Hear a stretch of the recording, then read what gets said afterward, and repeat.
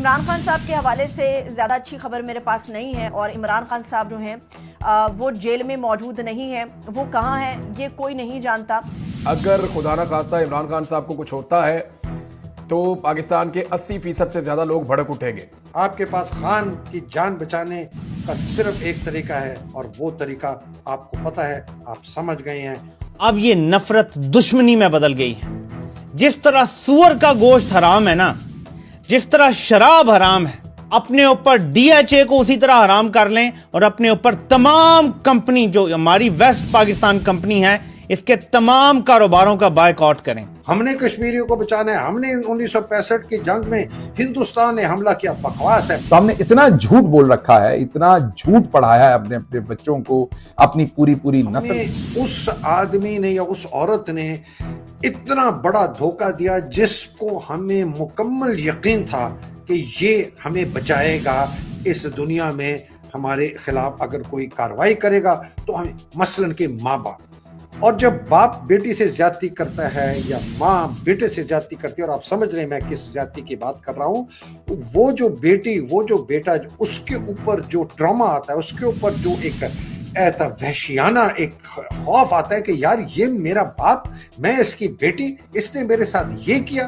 وہ ماں نے کہ خدا نہ خواستہ اپنے بیٹے کے ساتھ میرے ساتھ، یہ اتنا میسو ٹراما ہوتا ہے کہ وہ ساری زندگی وہ بچی یا بچہ جو ہے اس سے نہیں نکلتا، اور اس سے پھر وہ کرمنل بن جاتا ہے، اور بہت میجر نفسیاتی انٹرونشن کرنی پڑتی ہے اس بچے کو یا بچی کو اس بیٹریل سنڈروم سے نکالنے کے لیے، ورنہ وہ تباہ ہو جاتے، ختم ہو جاتے۔ اس کے بعد ایک دوسرا بھی آتا ہے ڈینائل سنڈروم، کہ نہیں یار باپ کا پتہ نہیں کیا مجبوری تھی، چلو اس نے شاید کر دیا، یا ماں تھی اس کی کیا مجبوری تھی، کہ نہیں اتنے برے نہیں ہو سکتے۔ پاکستانی قوم، یہ بات یاد رکھیں، پاکستانی قوم اس وقت دونوں سنڈروم میں مبتلا ہے۔ ایک ہے بیٹریل سنڈروم کہ یار یہ فوج جو ہے اس نے ہمارے ساتھ اتنی بے دردی، اس نے ہمارا جو ان کے اوپر امید تھی، ہمارا ٹرسٹ تھا، ہماری ان کے اوپر، ہم سمجھتے تھے کہ یہ ہمیں بچائیں گے۔ ان کی کوئی پروڈکٹ آپ نے نہیں لینی، خود پہ حرام قرار دے دیں۔ ان کی رونت بڑی پریس کانفرنس میں ان کا D G I S P R کہتا تھا کہ اعتراض تو بڑا کرتے ہیں ہمارے پلاٹوں پہ، لیکن ہر بندہ ڈی ایچ اے میں پلاٹ لینا چاہتا ہے۔ ان کا یہ غرور آپ نے توڑنا ہے، خاص طور پہ اوورسیز پاکستانیوں، آپ نے ان کے پلاٹوں میں انویسٹمنٹ اب نہیں کرنی، اور پاکستان میں رہنے والے لوگوں، ان کی بنائی ہوئی پروڈکٹس آپ نے استعمال نہیں کرنی۔ میں ان کو کمپنی اس لیے نہیں کہتا کہ مجھے کوئی ڈر ہے، یا میں فوج نہیں کہہ سکتا، یا میں کسی کا نام نہیں لے سکتا، میں ان کو پاکستان کی فوج سمجھتا ہی نہیں، اس لیے میں ان کو کمپنی کہتا ہوں۔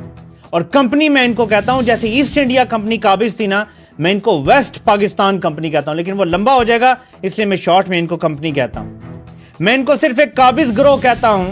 جو ڈیوائڈ اینڈ رول کر کے اس خطے پہ قابض ہے۔ یہ ایسٹ انڈیا کمپنی کی باقیات ہے، اور میں اس کو ویسٹ پاکستان کمپنی کہتا ہوں۔ ساری زندگی انہوں نے ہمیں کہا کہ ہمارے ساتھ رہو، ہمارے ساتھ، ہم نے پاکستان کو بچایا ہے، ہم نے تمہیں دشمن سے بچایا ہے، ہم نے جناب کشمیر پر فتح کرنا ہے تمہیں، ہم نے کشمیریوں کو بچانا ہے، ہم نے 1965 کی جنگ میں ہندوستان نے حملہ کیا، بکواس ہے، 5 دفعہ آپ نے پہلے ان پر حملہ کیا، پھر انہوں نے کیا، ہم نے تمہیں بچایا، ہم نے تمہیں، یہ جو ایک ڈرامہ رچایا گیا تھا، یہ بہت امپورٹنٹ ہے آپ کے سننے کے لیے۔ لیکن آج آپ کو پتا چلا ایسے کوئی نہیں، سب جھوٹ۔ میں کہتا ہوں آپ انڈیویجولی بھی نا، ہر نشان حیدر کی جو کی گئی ہے نا ایکٹیویٹی، میں اسیسمنٹ ہے، اگر آپ اس کو ڈیٹیل میں جا کے کریں نا تو آپ کو پتا چلے گا کہ وہ ایسے، شاید ان میں سے جتنے بھی ہمارے نشاد ہیں، شاید چند ہوں گے جو جینوئن اس قسم کا مارکا ہوگا، باقی جو ہے نا آپ کو پتا چلے گا اسی قسم کا جھوٹ مبالغے سے بنا کے آپ نے جناب اس کو دے دیا نشان حیدر، اس کو دے دیا، فلانے کو دے دیا، دھماکے کو دے دیا، اور اس کو دے دیا، ایئر فورس والے کو دے دیا۔ یہ میں بہت بڑی بات کر رہا ہوں بیکاز اب ان کی کسی بات پر بھروسہ نہیں، ٹھیک ہے جی۔ تو یہ آپ کو انہوں نے دھوکہ دیا، آپ ایک شوق میں ہیں کہ ہمارے باپ نے ہمارے ساتھ زیادتی کی۔ کہیں ملک کا وہی حشر آپ نہ کر دیں جو 1971 کے اندر آپ نے کیا تھا، لیکن کیونکہ ہم نمبر 1 ہیں، ہم نے تو ہمیشہ یہی جھوٹ بیچا ہے کہ پاکستان جو ہے وہ 27ویں کی رات کو بنا تھا، اور یہ رہتی دنیا تک قائم رہنے کے لیے بنا تھا۔ تو پہلے تو مجھے یہ بتائیے کہ جو بنگلہ دیش الگ ہوا تھا وہ 27ویں رمضان کی رات کو نہیں بنا تھا، وہ والا پاکستان، یا وہ کسی اور نے بنایا تھا، یا کسی اور دن بنا تھا؟ وہ کیا وہ جدوجہد سے آزاد نہیں ہوئے تھے؟ اگر آپ تاریخ پڑھیں تو یہ جو نمبر 1 علاقہ ہے ہمارے والا، ہم نے تو کچھ خاص نہیں کیا تھا. مسلم لیگ کی بنیاد ایسٹ پاکستان میں رکھی گئی تھی. اس وقت کے بنگال میں ساری جدوجہد کے اندر 70 سے 80% حصہ بنگال کا تھا. انہوں نے ہی اس ملک کو یا اس خطے کو آزادی دلوائی تھی. اس کے بعد ہم نے ان کو اپنا غلام بنا لیا، پھر انہوں نے ہم سے بھی اپنی جان چھڑوائی. تو وہ جو 27ویں کی رات قائد اعظم کا پاکستان جو رہتی دنیا کے لیے بنا تھا، اس کو ہم نے 1971 میں آدھا کھو دیا تھا. کے پی تو آگ کی طرح یہ جو ہے یہ ایک طوفان آئے گا، ایک لہر آئے گی، ایک والکینو پھٹے گا. اور بلوچستان میں آپ کو پتا ہے کہ بلوچستان کے اندر کوئٹہ کے شاید 3 کلومیٹر کے اندر کے ریڈیس میں یہ فوج کا کنٹرول ہے حکومت کا، باقی کسی جگہ پر کنٹرول نہیں ہے. کہتے یہ ضرور ہیں ہر جگہ ڈی سی جو ہے اے سی ہے وہ جناب بی ایل اے وغیرہ کے سے بات چیت کر کے کام شام کراتے ہیں. اور بی ایل اے جس طریقے سے اٹیک کرتا ہے، جس طریقے سے بمباری کرتا ہے، جس طریقے سے پوسٹوں پہ جہاں پہ 100-150 فوجی اٹیک کر کے وہاں جلاتا ہے، گراتا ہے، یہ